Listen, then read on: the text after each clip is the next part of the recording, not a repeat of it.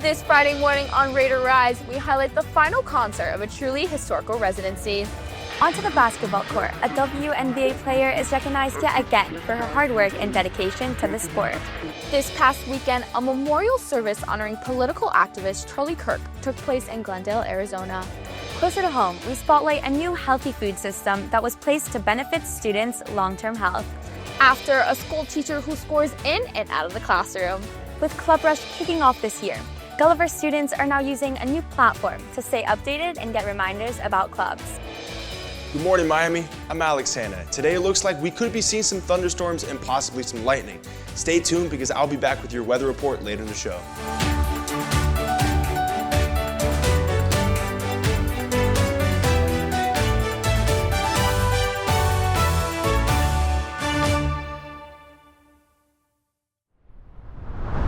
Good morning, Raiders. I'm Ava Nolman. And I'm Ariel Tour, and welcome to the second episode of RaiderRise. For our first story, Bad Bunny closes his historic Puerto Rican residency. No Me Quiero Ir de Aquí on September 20th, 2025 at the Jose Miguel Arguelot Coliseum in San Juan, marking the final of 31 shows. The show Uno Mas was live worldwide for the first time, streaming on different platforms including Amazon Music, Prime Video, and Twitch. It also doubled as a celebration of Puerto Rican culture and a remembrance of Hurricane Maria's anniversary. For his last show, special guests including Mark Anthony and Diego Slow made appearances, which made seem the final show even more special. Even though the Puerto Rican leg of his tour is over, fans from all over can still experience the magic as he embarks on the rest of his tour. Moving forward, a historic moment for the WNBA took place on September 21st, when Las Vegas Aces star A'ja Wilson was named League MVP for a record-breaking fourth time. Fans across the country are celebrating her achievement, recognizing both her talent and leadership. Wilson's teammates and the entire WNBA community are proud to see her hard work pay off. With every award, A'ja continues to inspire the next generation of athletes and leave her mark on the game. From the roar, the crowd, and the joy of victory, we now transition to a moment of mourning. On the afternoon of September 10, 2025, political activist Charlie Kirk tragically lost his life. Charlie Kirk was assassinated at Utah Valley University at one of his well-known debate rallies. The scale of the nation's mourning was evident, with over 200,000 people pre-registering to attend his memorial service at State Farm Stadium, and thousands more waiting for hours to hear President Trump and Kirk's wife, Erica, to deliver the remarks. In the face of a tragedy, the country responded with unity. The massive crowds at State Farm Stadium offered a final powerful testament to his enduring impact. Closer to home, major changes are happening in the Gulliver cafeteria and vending machines. Studies from the National Institute of Health and CDC show that processed foods, dyes, and sugary drinks can harm long-term health. To address this issue, the school is removing items like soda, candy bars, and wheat pizza dough, and replacing them with healthier and nutritious options, such as avocado oil, cauliflower crust, and overall cleaner foods. Gulliver Prep has made small adjustments like these, keeping the long-term health of their students in mind. Moving on, the Gulliver girls varsity soccer team has a new coach. During the school day, Gianluca Rossi teaches his students chemistry, but after hours, he's coaching alongside the sidelines of a varsity girls soccer team. Known for his Brazilian soccer roots, Mr. Rossi brings energy and passion to the field. Players love having him as both a teacher and a coach, saying that it makes his team feel closer.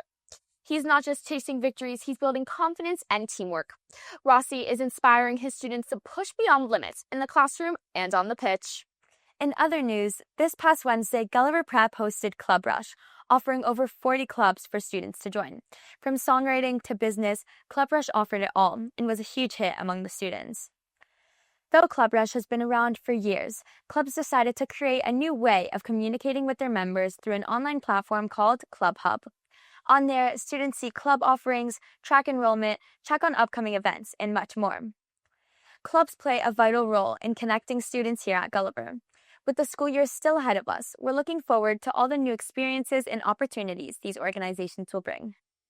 Moving on to our next segment, a Gulliver Junior shows us that stringing beads can mean more than just a craft. It can be deeply meaningful, especially when you wear it on your wrist. She is using her creativity to bring a project to life that she's truly passionate about, supporting Israel during challenging times of war. Her beaded creation clasps the string with something that means more than just a bracelet, with each bead being placed with the purpose. Sarah Shapiro has the story of how Eden Tour is turning her creativity into something much greater. The ongoing conflict in Israel has taken the lives of tens of thousands of people and affected many more. High school junior Eden Tour is working to make a difference.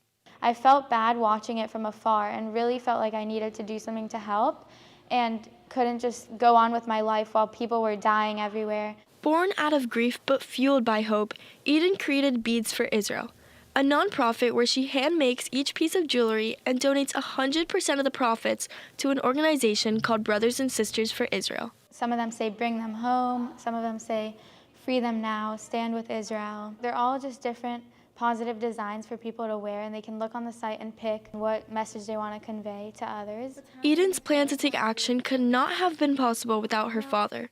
Just days after October 7, he traveled to Israel and connected with organizations she could support. This organization that's called Brothers and Sisters for Israel impressed me the most. I told the story of this organization. For Eden, it was a connection. She said, this is a place where I'd like to contribute in my own way, and that's how the connection was formed. It really was one that I felt was making an impact and helping in a huge way through food, supplying hostage families, and helping with everything that people needed help with. What she's doing isn't just activism. It's a reflection of her faith.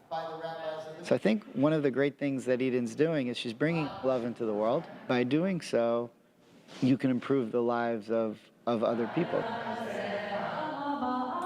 It makes me want to just continue and raise as much as I can and make as many bracelets as I can, and really going to make an impact on people that are part of my community that I care about. 2 years later, and just under $14,000 raised, Eden's bracelets are more than beads. They're symbols of strength and hope. Her journey proves that with heart and purpose, even a high school student can spark real change. For Raider Vision, I'm Sarah Shapiro, reporting. It's truly inspiring to see a student making such a big impact by focusing on the small things. Every small bead contributes to a beautiful, powerful outcome. Absolutely, Ariel. Now back to Alex for a quick look at this week's weather. Thanks, Ava. Let's break down what's in store across the entire Sunshine State from Friday through midweek. Starting in Miami, we will be seeing a high around 88 degrees with a 25% chance of scattered showers and possibly some lightning. So you may want to keep that umbrella nearby, especially if staying dry is on your agenda. Tonight's low dips to 77 degrees with light southern winds around 5 miles per hour. Now let's check out the rest of the week. Saturday, rain chances taper off to a minimal 7% and temperatures will climb to a toasty 87 degrees. Overnight, we will stay warm with lows hanging in the upper 70s. Sunday, a wet pattern returns, so expect some scattered thunderstorms throughout the day, and highs holding steady in the upper 80s. Monday, winds will ease up a bit, but not as much change otherwise. Daytime temperatures remain in the high 80s with warm, humid nights in the high 70s. And on Tuesday, rain chances dip slightly to around 40%, the lowest in our forecast window, but temperatures stay consistent around 87 degrees. And on Wednesday, mostly cloudy conditions prevail with light winds in the south at around 7 miles per hour. We'll likely reach this week's peak temperature right around 88 degrees. Overall, there are no major systems in our radar just yet, but we will be keeping close as hurricane season is nearby. And that's your forecast for the week. Remember to stay cool and stay dry. After the break, we'll take you somewhere in South Miami where movement means more than just dance. Stay with us. Big Mama's Calamundin vinaigrette. I put that stuff on everything. Salad? Yep. What about pasta? You betcha. My mom's chicken? Of course.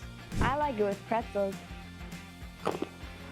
On top of that, Big Mama's Calamundin vinaigrette is vegan, gluten-free, there's no added sugar, no preservatives, and no artificial flavors. And we test it exclusively on grandchildren. At Dance Armor Studio in South Miami, everyone gets a chance to move to the music because the studio believes that no matter who you are, everyone deserves the joy of dancing. From twirls to leaps, they make sure every dancer can shine by themselves with and without the instructor. Amaya Mejia takes us there. Practicing pirouettes and pliés is the typical routine of ballet dancers here at Thomas Armour Dance Studio. And at the heart of it all is someone whose original routine took a turn.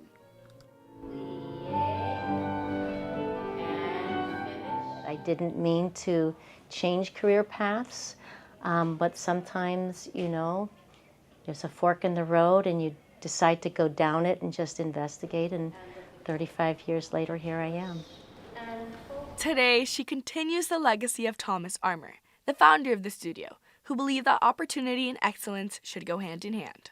It would be very difficult when you're not supported. Financially, it's very difficult to pursue a dream.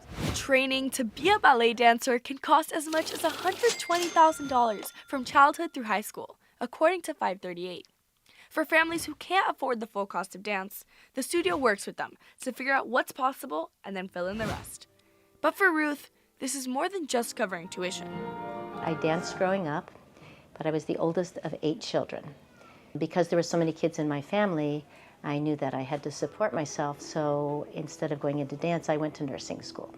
And I came back to dance in my 20s, and I came to this studio, and he asked me if I could teach some classes here. And I always say at the end of the day, everybody was still alive, and so Now that she had reached her dream, Ruth wanted to provide others with the same opportunity, regardless of financial status. The scholarship program has allowed me to dance without causing any financial burdens on my parents, which definitely helped them. It makes me want to do the same for someone when I'm older. It makes me want to give back. our goal is to use this organization to help kids achieve their dream, whatever it is. If we have the tools and access to problem solving, why wouldn't we, right? So we feel very lucky. From ballet bars to bright futures, Ruth Wisen has turned a ballet studio into a place where dreams come to life. For Raider Vision, I'm Amaya Mejia reporting. Well, that brings us to the end of this week's RaiderRise. Thanks for spending your morning with us. From world events to Raider Pride, we hope to leave you a little more inspired today. We'll be back next week with more stories, more moments, and more reasons to rise. Keep rising, Raiders!